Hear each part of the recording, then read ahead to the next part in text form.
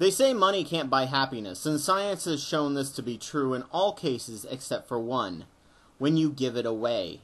It is even more gratifying when you know that what you are giving will go directly to help a person and raise their standard of living for the long term. Societies throughout history have had cultural and religious systems set in place to encourage taking care of the poor and needy.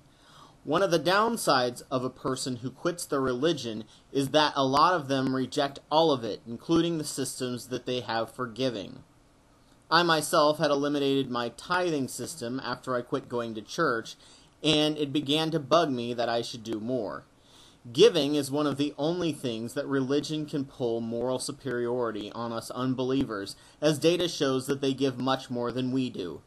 One explanation is that religious are guilted into giving, and the ease of giving is very high, with a collection plate being shoved in their face up to 3 times a regular week. So I decided I'm going to make a YouTube channel that does just that: make you aware and remind you to give. I looked at the giving systems of 2 of the most prominent religious systems on the planet, Christianity and Islam. Christian churches want you to give 10% directly to the church, and they will pay for the upkeep and expansion of the church, as well as give it to missionaries. Some of it may trickle down to charity. Hardly a worthy cause, in my opinion, especially when the church will do frivolous things like trips or make gaudy decorations flaunting their bling. I looked at Islam. They want you to give 2% of your overall yearly wealth and 5% on what you make out of labor, among other things, and 10% off of some other stipulation. It's a bit complicated, but they want you to give it directly to the poor.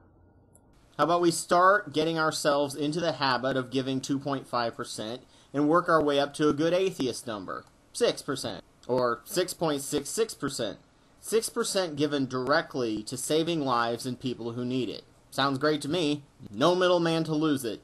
However, you have to make sure that the charity you give to is working efficiently and is not discriminating who they give it to based on religion or sexual preference.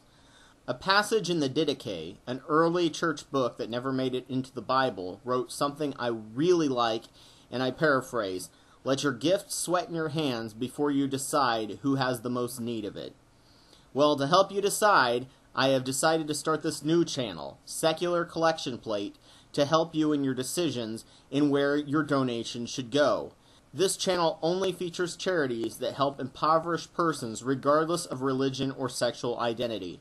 Getting into the habit of giving can be difficult, so if you need to, start budgeting 1% or even 0.5%, and I have a feeling that once you're in the habit of giving, you will begin to increase the amount you give as you learn or remember how it feels good to help others with what you have.